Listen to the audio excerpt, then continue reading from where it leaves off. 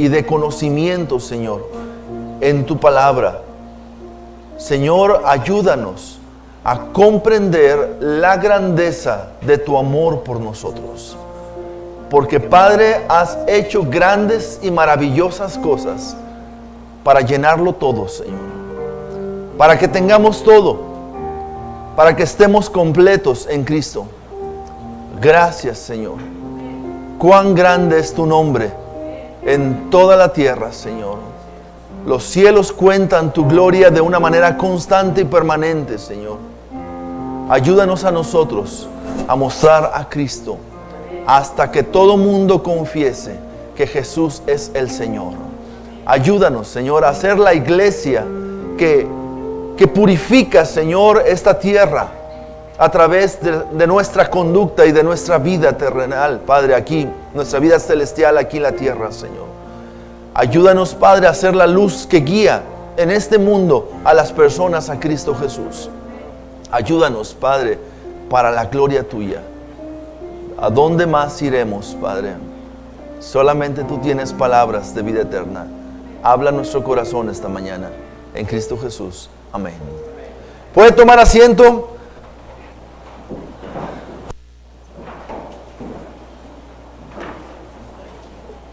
Estamos en el capítulo 4 de Efesios. Estamos avanzando ya. Capítulo 4 de la carta a los Efesios.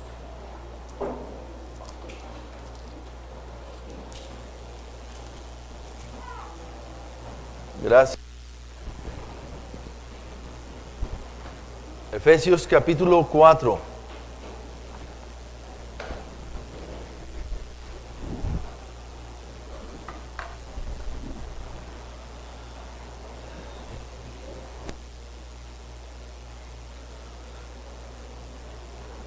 Efesios 4. Aquí hay lugares enfrente todavía.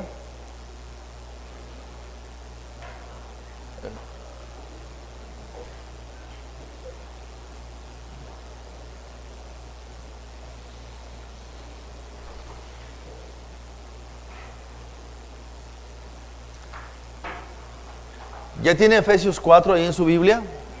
¿Todos traen su Biblia? Muy bien. La semana pasada veíamos los versículos del 1 al 6. Estamos entrando en la segunda mitad de los Efesios. La primera mitad nos habla acerca de todo lo que tenemos en Cristo Jesús. Toda nuestra posición que tenemos en Cristo Jesús. Ahora estaremos viendo en los capítulos del 4, 5 y 6 cómo posesionarnos de la posición que ya tenemos en Cristo Jesús. Cómo es necesario tomar posesión de lo que ya tenemos en Cristo Jesús. La semana pasada veíamos que la carta a los Efesios es un poquito semejante a aquella promesa que Dios le dio a Josué en el Antiguo Testamento cuando le dijo: yo os he entregado todo lugar que pisare la planta de vuestro pie. Ahora, ¿se fijan cómo dice yo os he entregado? Tiempo pasado. Todo lugar que pisare, tiempo futuro, la planta de vuestro pie. Yo le dije, dice Dios, yo ya se los di. Ahora ustedes písenlo, camínenlo, posesiónense, tómenlo. En Efesios, también el apóstol Pablo, y es parecido en casi todas sus cartas, Pablo en la primera mitad nos está diciendo todo lo que tenemos en Cristo Jesús, lo que ya nos dio, todas las bendiciones espirituales que nos han sido dadas ya en Cristo Jesús. Ya, hermano, usted ya está completo en Cristo Jesús. Si usted ya tiene a Jesucristo, usted está completo en Él. Ahora necesita posesionarse, o sea, necesita caminar. Necesita andar en la posición que usted tiene sentado en los lugares celestiales con Cristo Jesús. Y Pablo comienza el capítulo 4 diciendo: yo pues preso en el Señor os ruego que andéis. Les pido que caminen Les pido que esa posición que tienen en el cielo sea visible aquí en la tierra a través de la iglesia, a través de ustedes. ¿Sí? Les ruego que anden conforme a la vocación o de acuerdo a la vocación a la que fueron llamados. Hemos sido llamados y tenemos una vocación. La vocación, hermanos, es la edificación de la iglesia, del cuerpo de Cristo, para mostrar la gloria de Dios al mundo. Amén. Esa es nuestra vocación, edificar la iglesia, edificarnos unos a otros. Hermanos, para la obra del ministerio, para mostrarle al mundo la gloria de Cristo Jesús. Cuando la iglesia camina en la verdad de la palabra con fe, el Señor manifiesta su gloria, su presencia en la vida de la iglesia. Amén. ¿Estamos en lo mismo? Ahora, la semana pasada veíamos que para poder caminar en esa vocación que tenemos, para ver un día cristalizada esa vocación, nosotros como iglesia local, necesitamos, hermanos, guardar la unidad del Espíritu en el vínculo de la paz, en amor. Necesitamos guardar. ¿Cómo vamos a lograr guardar la unidad del Espíritu, hermanos? Versículo 2. Con toda humildad y mansedumbre, soportándoos con paciencia los unos a los otros. Si no se trata de que yo le tengo que caer bien a todos, se trata de que nos tenemos que soportar unos a otros, en amor, con paciencia, para guardar la unidad del Espíritu, porque la unidad no es algo que tenemos que crear, la unidad es algo que ya nos dio Dios y nos explicó 7 aspectos de esa unidad. Un Dios, un Padre, ¿verdad? Un Salvador, un bautismo, una fe, ¿verdad? Un Espíritu Santo, un Espíritu. Y si usted se fija, esa unidad habla de el Padre, el Hijo, el Espíritu Santo, un cuerpo, una iglesia, una Biblia, una fe solamente, un bautismo que nos introduce, ¿verdad? Y un Padre que es sobre todos y por todos y en todos. Esa es la unidad. Ya la iglesia, hermanos, tiene la unidad dada por Dios. Nuestra tarea es guardar la unidad. No rompa la unidad, esté solícito en guardar la unidad del Espíritu en el vínculo de la paz. Esté solícito, esté presto, esté atento, esté siempre pensando en que usted tiene que guardar. El enemigo va a tratar de romper la unidad y usted tiene que cuidar la unidad, guardar la unidad.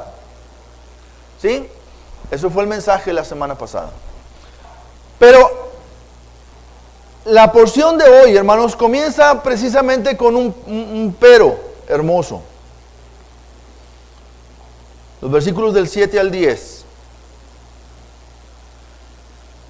Pero, aparte de la unidad que es necesaria para cumplir la vocación, es necesario que entendamos que Dios, hermanos, nos ama tanto que bajó a las partes más bajas, o que fue a las partes más bajas de la tierra para darnos un propósito para cada uno de nosotros.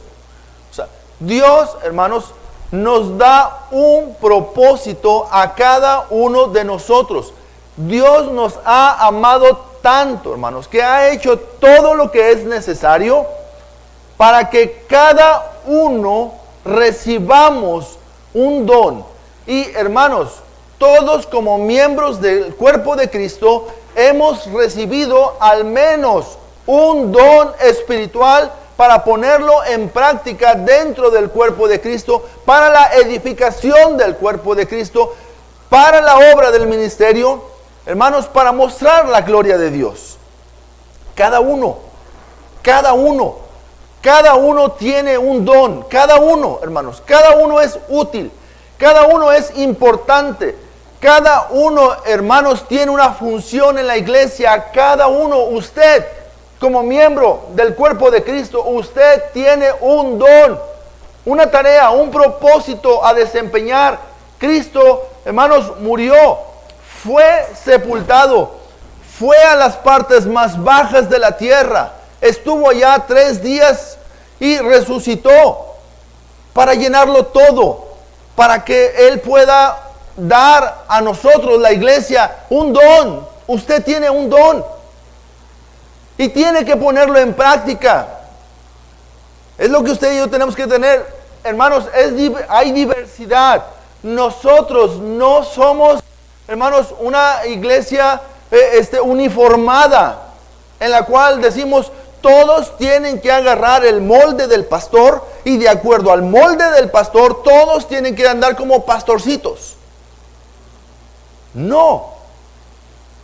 Dios ha dado diversidad a la iglesia, de talento, de carácter, de temperamento, de dones espirituales. Así como en un cuerpo, usted abra un cuerpo, bueno, no lo haga. Véalo mejor en una estampa. ¿Sí? ¿Sí? Véalo en una estampa. Y usted se va a dar cuenta que el corazón y el pulmón no son iguales. No se ven iguales. Y tienen funciones distintas.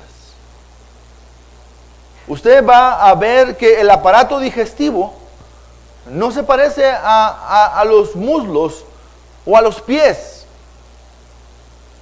Lucen diferentes cada uno. Y hacen funciones diferentes. Pero todos los miembros, usted no tiene un solo miembro en su cuerpo que no tenga una función. ¿Sí sabe eso? Nadie tiene ningún miembro por adorno.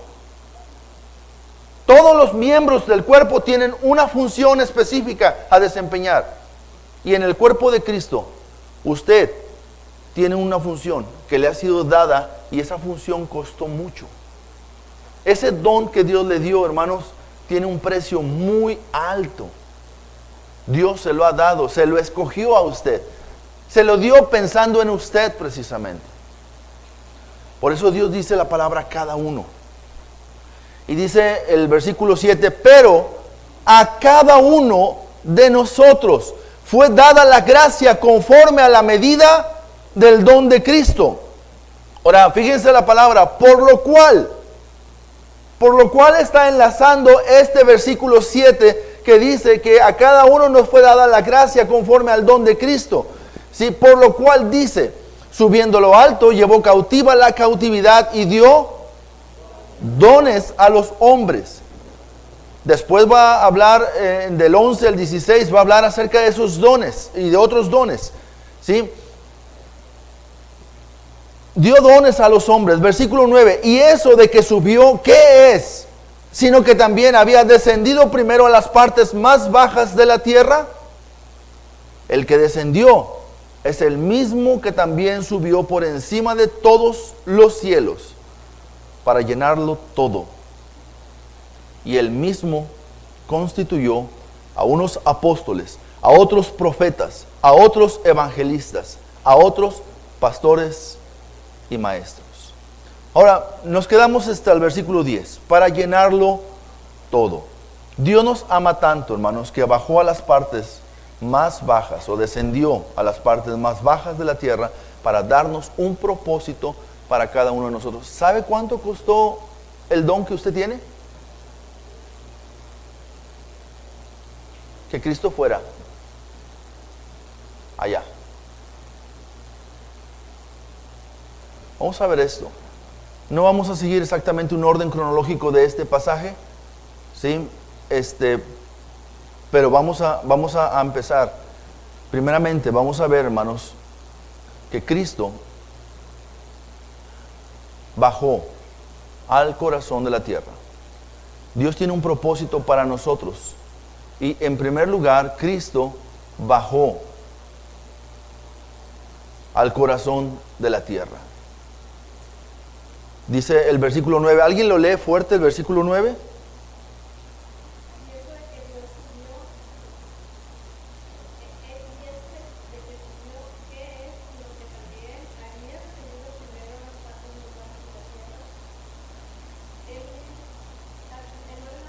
Así es, nada más.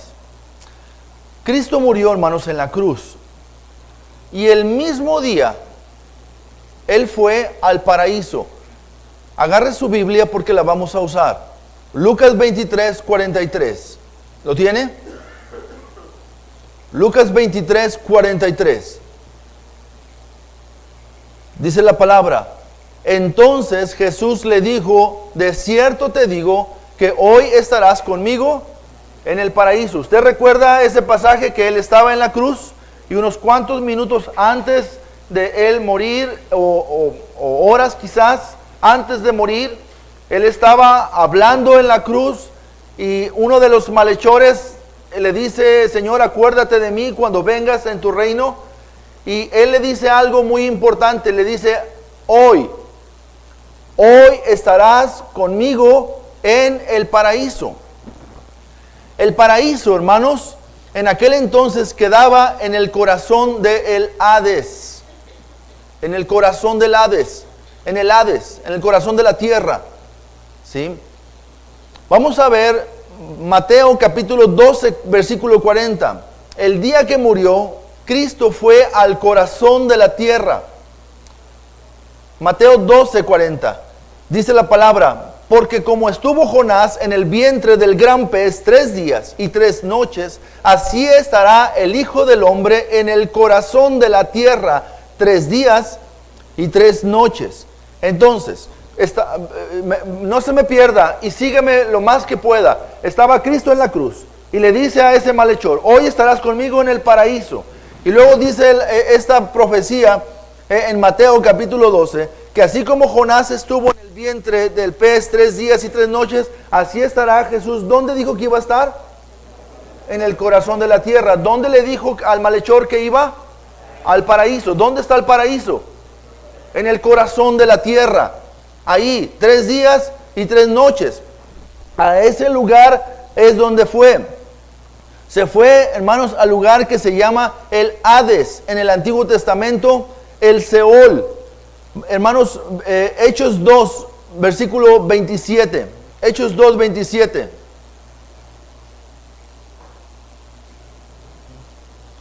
¿Qué dice Hechos 2, 27?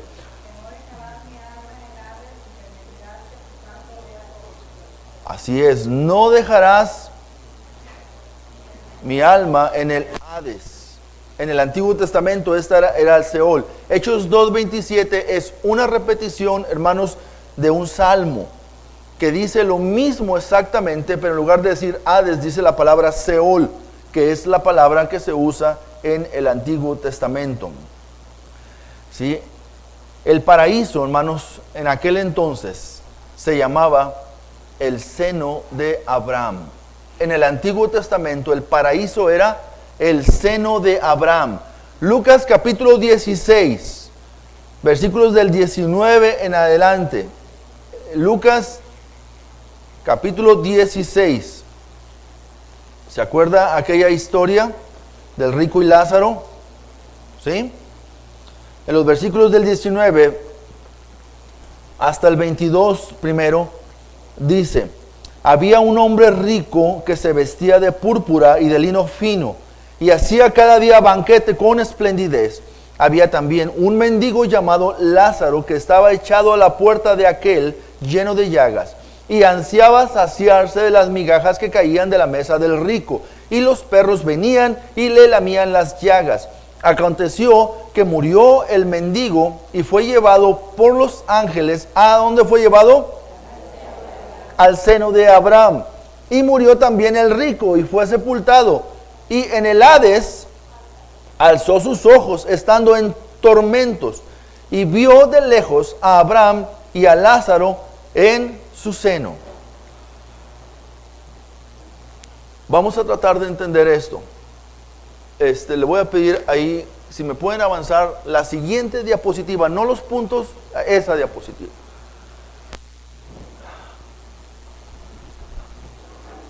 ¿A dónde iban, hermanos, los santos en el Antiguo Testamento? ¿A dónde iban los que creían en Dios y los que creían en el Mesías que había de venir en el Antiguo Testamento? Al seno de Abraham. Hermanos, el Seol y el Hades estaba formado por dos partes, ¿sí? Vamos a suponer, hermanos, que tenía dos puertas, ¿sí? Tenía puertas, ¿sí? Y entrando por esa puerta de arriba, de un lado estaba el seno de Abraham, el paraíso, donde moraban las almas de los justos. Y en el otro lado estaba el infierno, el tormento en llamas, la morada de las almas de los impíos. Cuando muere Lázaro, ¿a dónde fue llevado? Al seno de Abraham. Y cuando muere el rico, ¿a dónde fue llevado? Al infierno. ¿Sí? Y estaban ellos ahí dialogando, hermanos, pero vamos a seguir leyendo la palabra donde estamos. En los versículos del 23 hasta el 26, dice: y en el Hades alzó sus ojos estando en tormentos, y vio de lejos a Abraham y a Lázaro en su seno. El rico estaba acá, así, y vio de lejos, allá, ¿a quién vio? A Lázaro, que estaba con Abraham, ¿sí? Entonces,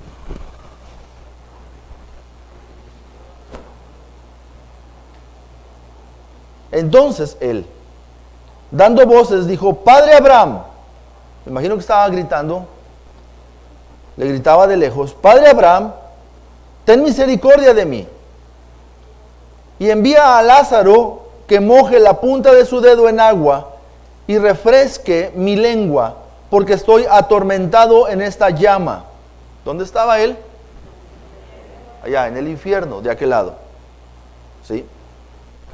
Pero Abraham le dijo: Hijo, acuérdate que recibiste tus bienes en tu vida, y Lázaro también males. Pero ahora, es consolado aquí, y tú atormentado. Versículo 26. Además de todo esto, una gran cima con S, ¿sí? Cima con S es hacia abajo. Cima con C es hacia arriba. ¿Sí? Una gran cima. ¿Cuál es la gran cima? Este pozo. Aquí estaban en dos, si usted lo quiere ver, como en dos bodegas grandes. Nada más que una bodega estaban siendo consolados y en la otra bodega estaban siendo atormentados. Y en medio de las dos hay una gran cima. Cima con S, hacia abajo. ¿Sí? ¿Y dónde estamos? 26.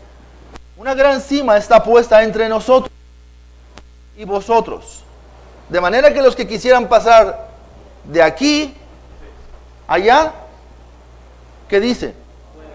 No puede, ni de allá pasar acá. Entonces le dijo: te ruego pues, Padre, que le envíes a la casa de mi padre, porque tengo 5 hermanos, para que les testifique, a fin de que no vengan ellos también a este lugar de tormento. O sea, ¿qué quería que hiciera? Que le testificara a sus hermanos, para que sus hermanos creyeran y no fueran a ese lugar. Y Abraham le dijo: a Moisés y a los profetas tienen.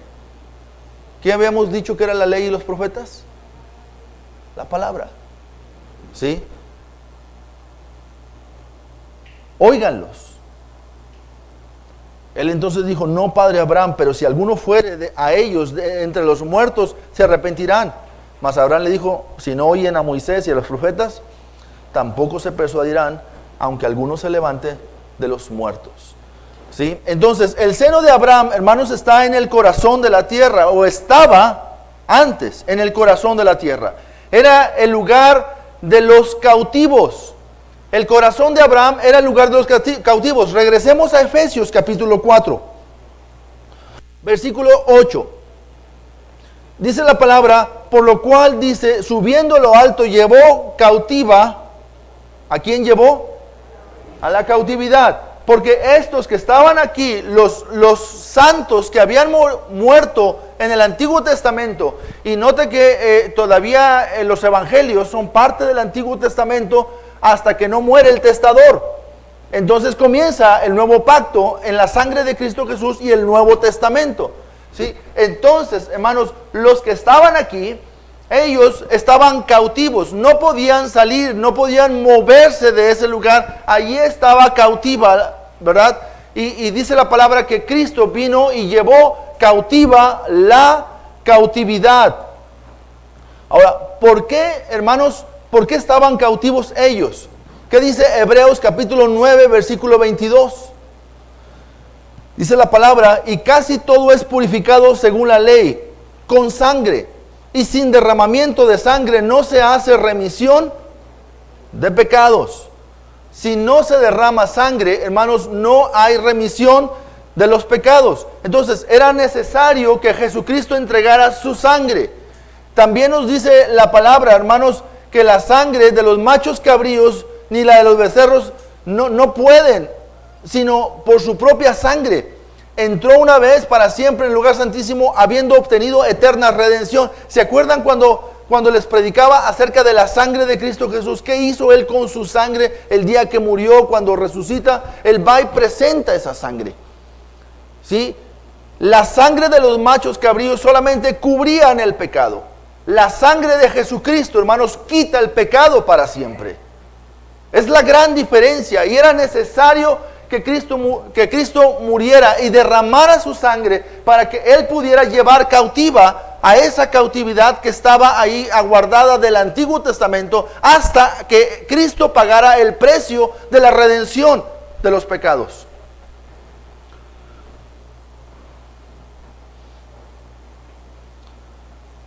Así que, hermanos, el sacrificio de Cristo en la cruz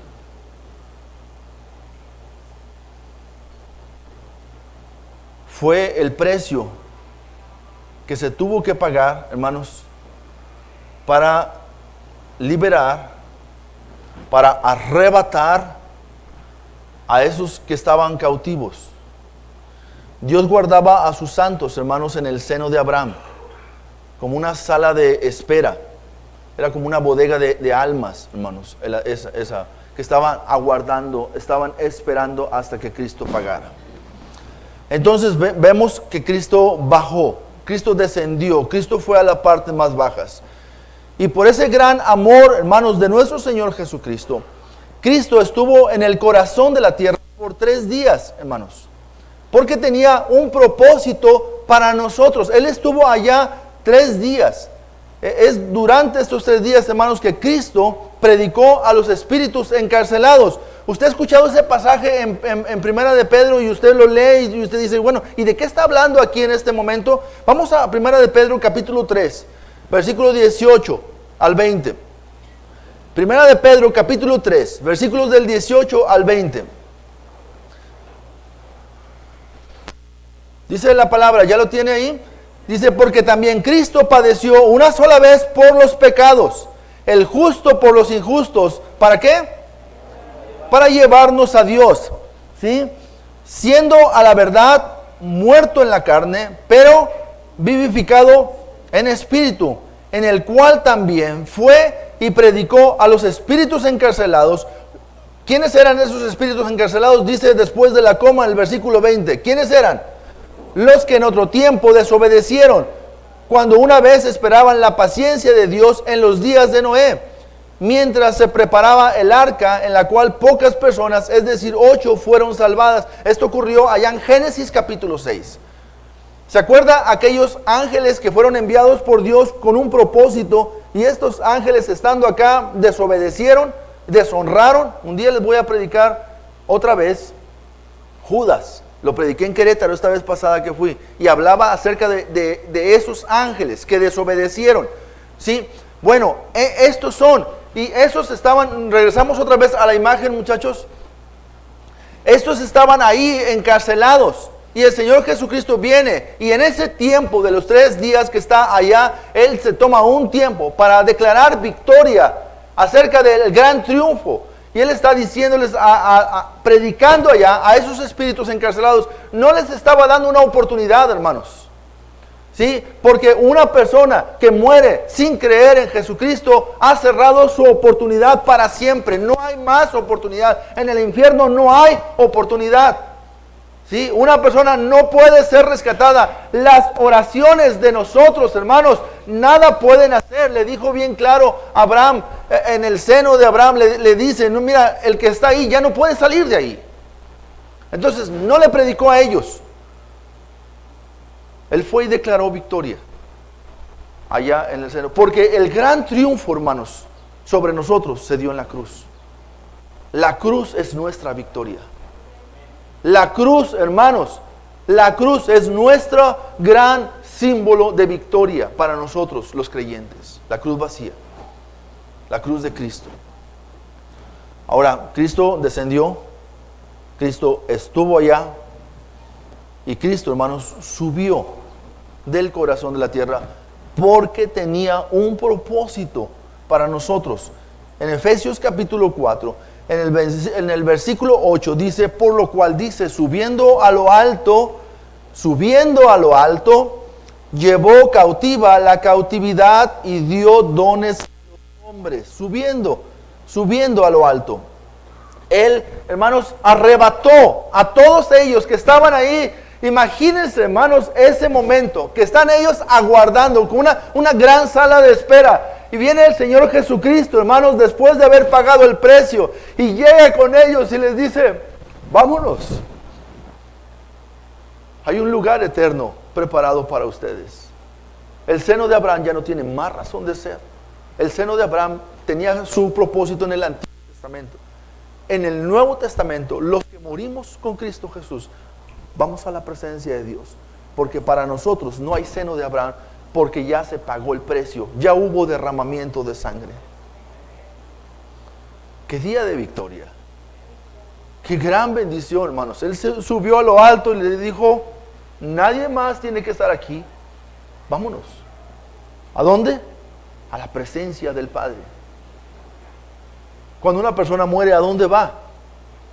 A la presencia del Padre. ¿Por qué? Porque el precio ya se pagó, el precio ya está pagado. No vamos al seno de Abraham.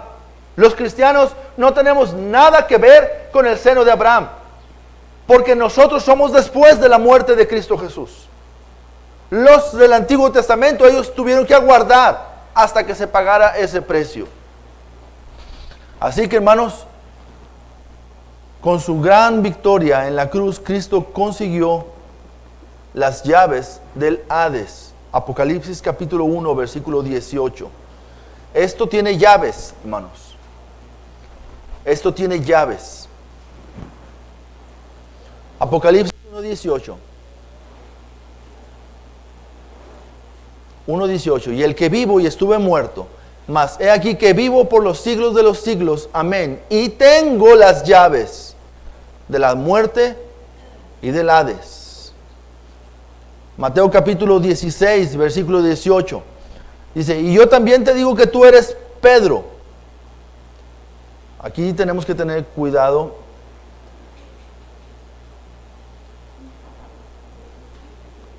Yo también te digo que tú eres Pedro y sobre esta roca edificaré mi iglesia. Y las puertas de el Hades no prevalecerán contra ella. Hermanos, la palabra iglesia significa congregación. La palabra iglesia significa llamados fuera. Eclesía significa una asamblea. Es lo que significa.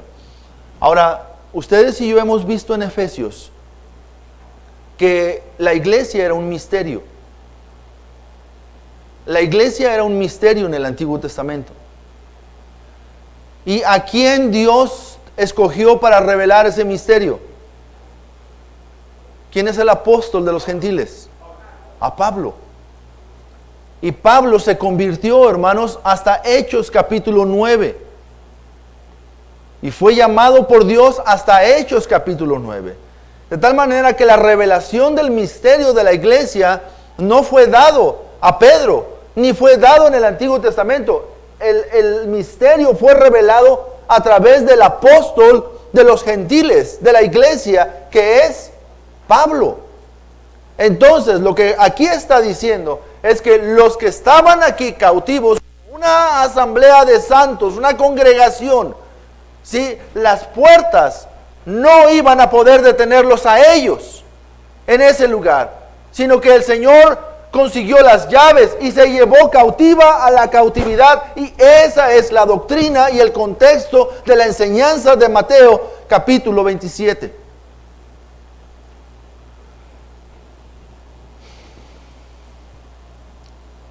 Mateo 27, 51 al 53 dice: y aquí el velo del templo se rasgó en dos cuando Cristo murió, de arriba a abajo, y la tierra tembló y las rocas se partieron y se abrieron los sepulcros, y muchos cuerpos de santos que habían dormido se levantaron. ¿Cuerpos de quiénes? De santos. Se levantaron y salieron de los sepulcros después de la resurrección de Él. ¿Cuándo fue que salieron? Después de la resurrección de Él. ¿Cuándo es que Él llevó cautiva la cautividad? Cuando subió. ¿Sí? Cuando subió, llevó cautiva la cautividad. Y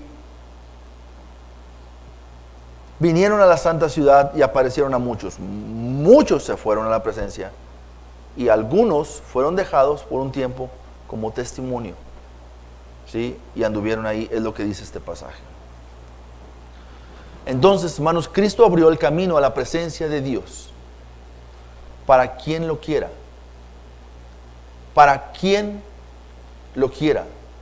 La salvación de Dios ha sido dada para todos, pero no todos van a aceptar esa salvación. Pero quien lo quiera puede aceptar esa salvación. Ahora, al morir, hermanos, el santo no tiene que esperar. Va directamente a la presencia de Dios. Pablo decía que él quería estar ausente del cuerpo y estar en la presencia de Dios.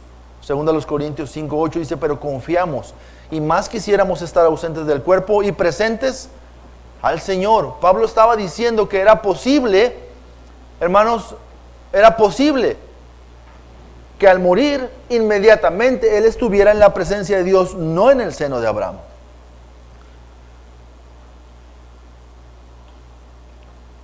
Partir, hermanos, en este momento, partir en este momento es estar con Cristo allá en el tercer cielo, en el nuevo lugar del paraíso. En Filipenses 1:21 dice: porque de ambas cosas estoy puesto en estrecho, teniendo deseo de ¿qué? De partir. Cuando un cristiano muere, ¿qué decimos nosotros? Partió. ¿A dónde? A la presencia de Dios. Esa es la fe y la convicción y la esperanza que tenemos, hermanos, los que creemos en Jesucristo.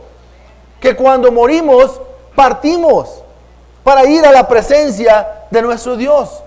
Decía Pablo, teniendo deseo de partir y estar con Cristo, lo cual es muchísimo mejor. ¿Usted nunca ha querido partir a la presencia de Dios? No los veo muy convencidos algunos. Cuando usted lucha contra su carne y cuando lucha contra el pecado y cuando lucha contra las aflicciones de esta vida y todo eso, usted dice: caray, ¿no sería mejor que ya estuviera con el Señor? No es que deseo morirme por eso, deseo morirme porque es muchísimo mejor estar en la presencia de Dios. Y esa es la esperanza que tenemos en Cristo. Por eso, hermanos, en un funeral de cristianos hay cantos, hay alabanza, hay victoria. ¿Por qué? Porque ha partido a la presencia de Dios. ¿Por qué no hay lloro desenfreno cuando muere un cristiano? Sí se llora, ¿verdad? Porque en la carne Si simplemente cuando un hijo se va a ir a estudiar a otro lado y va a estar allá unos meses, pues uno llora, ¿verdad? Porque dices, lo quisiera seguir viendo por aquí todos los días como siempre, ¿verdad? Pero hermanos, esa es nuestra carne. Pero nuestro espíritu nos dice, nuestra alma nos enseña que cuando una persona parte a un lugar mucho mejor, a la presencia de Dios. Dios trajo un consuelo muy fuerte a mi mamá y a mis hermanos, a mí, el día que murió mi papá, porque sabíamos que partió a la presencia de Dios, sin entender muchas cosas que ahora entendemos. Pero sabíamos y teníamos la fe y la esperanza de que partió a la presencia del Señor y que un día nos volveremos a ver allá. Entonces, esto de que Cristo bajó, estuvo 3 días allá y subió, llevó cautivo a la cautividad, todo eso, ¿para qué lo hizo, hermanos? Todo esto está dentro de un contexto. ¿Para qué hizo Dios todo esto? Para dar dones a los hombres, para la edificación de su cuerpo, para la gloria del Padre. ¿Se fija dónde está metido este pasaje? ¿Se fija por qué Pablo nos explica esto a nosotros, la iglesia? Para que usted y yo entendamos, hermanos, que Dios ha dado dones a los hombres para la edificación del cuerpo de Cristo. Dios quiere llenarlo. Efesios capítulo 3, versículo 19, dice, y de conocer el amor de Cristo, que excede a todo conocimiento, para que seáis llenos de toda la plenitud de Dios. ¿Para qué Cristo murió, fue sepultado y resucitó? Para que usted sea lleno de la plenitud de Dios. El que descendió, dice Efesios 4:10, el mismo que también subió por encima de todos los cielos para llenarlo todo. Porque Cristo estuvo allá y subió para llenarlo todo, hermanos. Usted y yo estamos completos, llenos, plenos en Cristo Jesús. Lo hizo, hermanos, para poder darnos dones. El versículo 8 otra vez, por lo cual dice, subiendo lo alto, llevó cautiva la cautividad y dio dones a los hombres. El versículo 7 dice, pero a cada uno de nosotros fue dada la gracia conforme a la medida del don de Cristo. La gracia y los dones, hermanos, vienen por la obra del Espíritu Santo. Por eso, en Juan capítulo 16, versículo 7, dice, pero yo os digo la verdad, os conviene que yo me vaya, porque si no me fuera, el Consolador no vendría a vosotros, mas si me fuere, os lo enviaré. ¿Usted entiende la obra del Espíritu Santo, hermanos? Hay muchos bautistas necios que no quieren entender la obra del Espíritu Santo y demeritan la obra del Espíritu Santo y carecen de todo poder para hacer la obra de Dios por no querer reconocer, por un celo tonto y mal fundado, no basado en la palabra de Dios. Se ha llevado al extremo, hermanos, de limitar completamente la obra del Espíritu Santo. Y Cristo nos dijo bien claro, les conviene, iglesia, les conviene que yo me vaya, porque si yo no me voy, el Consolador no va a venir a vosotros. ¿Y qué va a traer el Consolador? La llenura, la plenitud de Dios es lo que va a traer el Espíritu Santo a la vida de la iglesia. ¿Y qué va a traer con ello? Dones, hermanos, dones. El Espíritu, ¿los dones de quién son? Del Espíritu. Los dones del Espíritu son dados a la iglesia. Y el Señor los reparte a cada uno como Él quiere, como Él quiso, dice la palabra de Dios. Así los repartió Dios a la iglesia. Así que si regresamos a nuestro versículo 1, dice, hermanos, yo les ruego por la misericordia de Dios, yo les ruego que andéis como es digno de la vocación a la que fuiste llamado. ¿Qué necesitamos entender usted y yo, iglesia, para entender, para vivir la vocación, para cumplir, para realizar la vocación de la iglesia. La unidad del Espíritu y la diversidad de los dones dada por Dios a la iglesia. Dones que fueron pagados a un precio grandioso, que fue la obra de Jesucristo, el derramamiento de su sangre, el ir al seno de Abraham. Allá predicó a los espíritus encarcelados, agarra la cautividad y sube a lo alto. Y entonces cuando sube a lo alto, ¿quién viene? El Espíritu Santo. ¿Y qué hace el Espíritu Santo? Da dones a los hombres. Es maravillosa la obra. Es maravillosa la obra del Espíritu Santo. La obra de Cristo. La obra de nuestro Dios. Hermanos, dejémonos de cosas.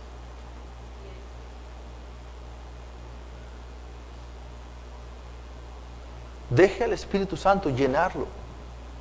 Ríndase delante de Él. Confiésele a Cristo sus pecados. Y dígale: Señor, perdóname. He perdido tanto tiempo en tantas tonterías, cuando tu obra está siendo ignorada por mí. La obra de Cristo. ¿Usted sabe por qué la iglesia tenemos que trabajar, hermanos? Porque somos hechura suya, creados en Cristo Jesús para buenas obras, las cuales Dios ha preparado de antemano para que usted y yo andemos. La misma palabra que está utilizando en el capítulo 4, versículo 1. Les pido que anden como es digno de la vocación a la que fuiste llamado. ¿Cuál vocación? Las buenas obras. ¿Cuál es? La edificación de la iglesia. ¿Para qué? Para la obra del ministerio. ¿Para qué? Para la gloria de Dios. Ese es el trabajo de la iglesia. Así que, amados hermanos, usted y yo, después de escuchar este mensaje, usted y yo tenemos que tomar una decisión esta mañana. Usted y yo tenemos que tomar una decisión esta mañana con respecto a qué vamos a hacer como iglesia. Ya nos enseñaron nuestra posición. Ya nos dijo Efesios, los primeros 3 capítulos, nos dijo cuál es nuestra posición, nuestras bendiciones celestiales que tenemos en Cristo. ¿Ahora qué? ¿Qué voy a hacer con todo eso? ¿Qué voy a hacer con todo lo que Dios me dio?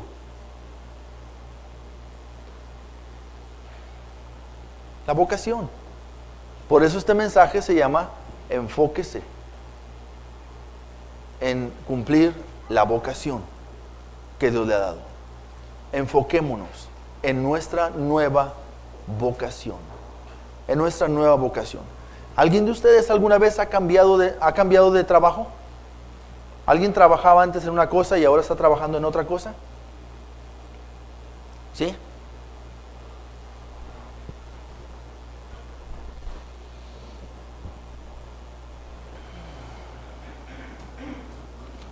Yo una vez trabajaba en un taller, hermanos, y en ese taller yo lavaba las piezas de los autos, unas piezas, barría, hacía mandados y varias cosas que me pedían que hiciera. Después, hermanos, dejé ese trabajo y conseguí un trabajo más de acuerdo a mi carrera. Y entré en un área de ingeniería en Caterpillar. Y ahí estuve. Ya no barría, ya no lavaba las piezas, ya no tenía que ver con cuestiones mecánicas inclusive, porque la vocación de la nueva empresa en la que estaba era diferente. ¿Sí? Si usted cambia de trabajo, simplemente cambia de trabajo. Si usted trabaja de bombero y ahora va a ser policía, ¿sí? Si usted trabaja de bombero y ahora va a ser enfermero, ¿sí? O ahora va a ser maestro, o sea, no puede seguir haciendo lo mismo. Usted no puede decir, bueno, de todas maneras me voy a ir en la máquina, ¿sí? De bomberos al trabajo. y por si acaso se necesita, voy a llevar mi casco y mi saco impermeable especial. Eso ya no lo necesita. Usted tiene una nueva vocación. ¿Sabe? Usted antes estaba sin Cristo Jesús. Y su vocación era vivir conforme a la carne. Esa era su vocación. Ahora usted tiene una nueva vocación. Entonces deje la carne. Ahora nos ha sido dado el Espíritu Santo para vivir la nueva vocación que usted y yo tenemos. No puede hacer las cosas que hacía antes. Esas correspondían a la vocación anterior. Usted tiene una nueva vocación en Cristo Jesús, que es la edificación del cuerpo de Cristo para la obra del ministerio, para que Jesucristo, Dios Padre, sean exaltados y glorificados por nosotros, como cantábamos hace rato aquí. Aquí le cantábamos al Señor, ¿verdad? Y le decíamos al Señor que queríamos seguir a Cristo, algo así, ¿verdad? Para que Cristo sea exaltado, ¿sí? Eso es lo que nosotros tenemos que hacer. Esa es la labor de la iglesia. Así que, hermanos, usted y yo tenemos que tomar una decisión esta mañana. Incline su rostro, cierre sus ojos. Usted ore a Dios. Usted ore a Dios y dígale a Dios lo que le tiene que decir. ¿Qué le tiene que decir usted a Dios hoy? ¿Está viviendo usted de acuerdo a la vocación? ¿O está usted ocupado en su antigua vocación? ¿Tiene usted una nueva vocación? Si usted ha nacido de nuevo, si usted tiene a Cristo en su corazón, usted tiene una nueva vocación. ¿Está usted enfocado en ello? ¿O vive de acuerdo a la vocación anterior? ¿Qué va a hacer? ¿Sabe cuánto costó su salvación? Hoy lo sabe. ¿Sabe cuánto costó el don que Dios le ha regalado? ¿Sabe usted para qué es el don que Dios le dio? Para la edificación del cuerpo de Cristo. Entonces, ¿qué va a hacer? ¿Qué va a hacer con su don? ¿No tiene tiempo? Organice su tiempo en función de su don. No deje su don perdido. Organice su vida. Organice todo lo que usted hace en función de la vocación a la que usted ha sido llamado. Porque Dios, a través de Pablo, a la iglesia está rogando que andemos como es digno, como es la altura del que nos ha llamado. Usted tiene que andar en Cristo Jesús,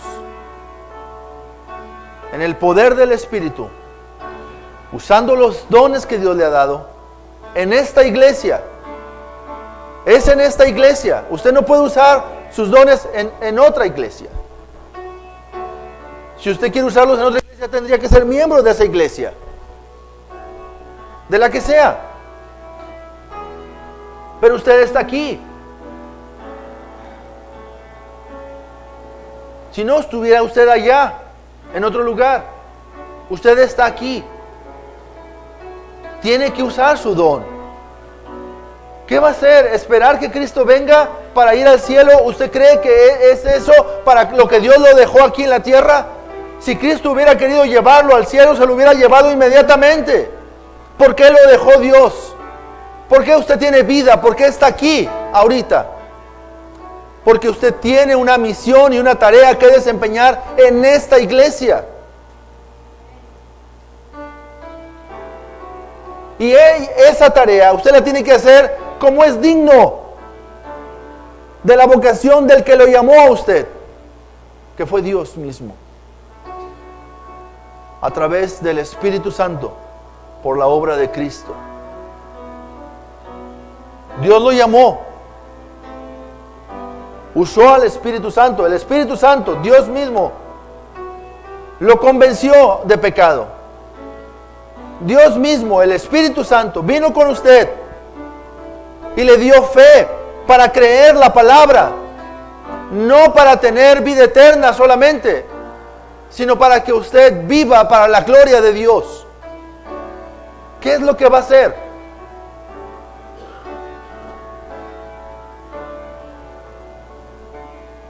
Hermano, le ruego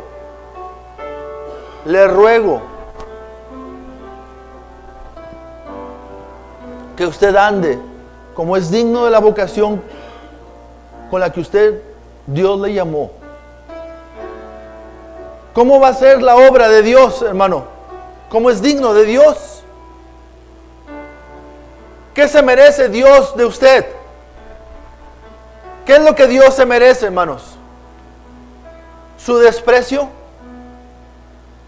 ¿Dios merece su apatía? ¿Dios merece su indiferencia? ¿Dios merece no ser apreciado por usted? ¿Sabe? No es eso lo que Dios se merece. Usted ha visto la obra de Cristo.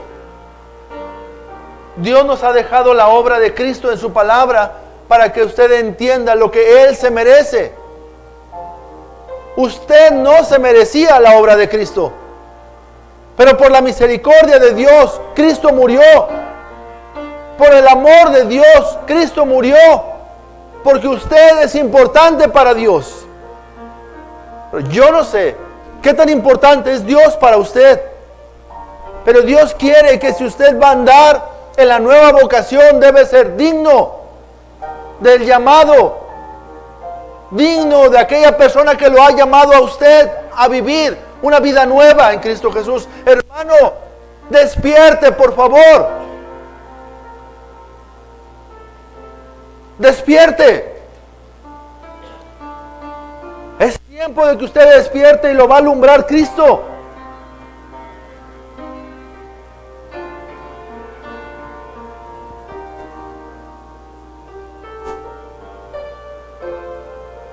¿Qué va a hacer? Usted está muy ocupado. Usted está muy cansado. Usted está muy gastado. Y por eso no le puede servir al Señor. Pues deje de hacer cosas que no son importantes y haga lo que es importante. Haga la obra de Cristo. Enfóquese en el Señor, en la vocación nueva que usted tiene. No puede andar como antes. Usted tiene que tomar una decisión. ¿Cuántos días, semanas, meses y años más de su vida usted va a seguir desperdiciando haciendo las cosas que el príncipe de este mundo quiere que usted haga, en lugar de hacer la obra de Cristo, la obra del ministerio, la edificación de la iglesia con su don?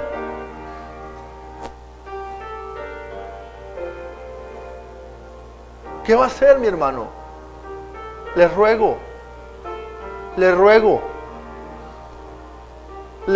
hermano, le ruego.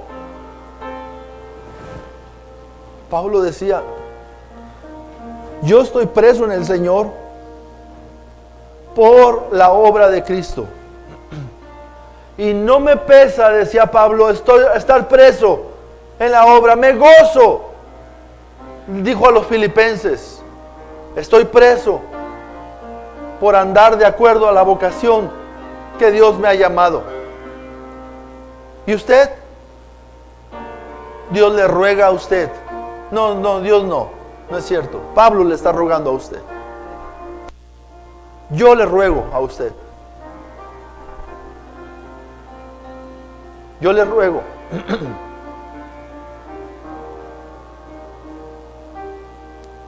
Como pastor de esta iglesia,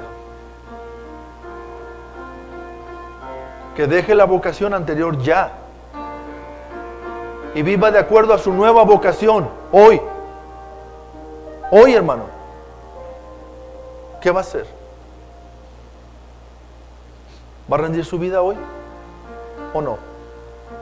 Si usted va a rendir su vida, pase aquí al frente, arrodíllese delante de Dios y dígale al Señor: Señor, aquí está mi vida. Voy a dejar de perder tiempo. Y lo más importante va a ser vivir como es digno de la vocación a la que, Señor Jesucristo, me has llamado. Me has llamado de una manera tan grande, tan majestuosa, tan maravillosa, que yo no me puedo resistir, Señor, ni debo resistirme a esa obra. Aquí está mi vida. Aquí estoy, Señor, rindiéndome delante de ti.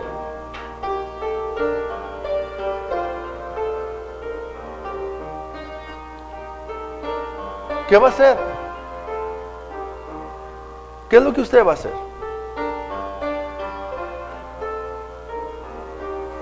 Baste ya el tiempo pasado, decía Pedro, para haber hecho lo que agrada a los gentiles. Ármese del mismo pensamiento que hubo en Cristo Jesús, que aun siendo en forma de Dios, no estimó el ser igual a Dios, decía Pablo, como cosa a que aferrarse, sino que se despojó a sí mismo, tomando forma de siervo, y estando en la condición de hombre se humilló a sí mismo, haciéndose obediente a Dios hasta la muerte y muerte de cruz. ¿Usted qué va a hacer? ¿Usted es salvo? El Espíritu Santo está morando en su vida. Si usted muriera hoy, usted no va a ir al seno de Abraham, porque Cristo ya pagó. Usted va a partir a la presencia de Dios.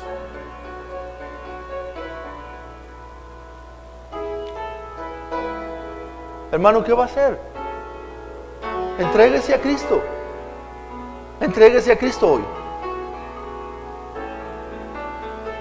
Le ruego que ande como es digno de la vocación de la que Dios le llamó. Ríndase. Deje de luchar, ríndase. Ríndase al Señor hoy.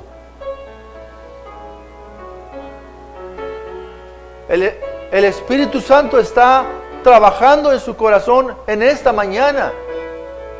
Pero sabe, el enemigo también. Dobléguese delante de Dios y ríndase ya. Deje que el Espíritu Santo lo llene. Y agarre los dones, el Espíritu agarre los dones que Él le ha dado. Y de una manera espiritual, sobrenatural, Él use esos dones para la edificación de su cuerpo, de la iglesia. Para que unos a otros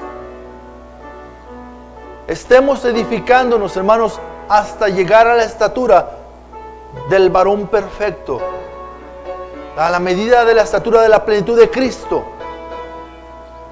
Es nuestra tarea.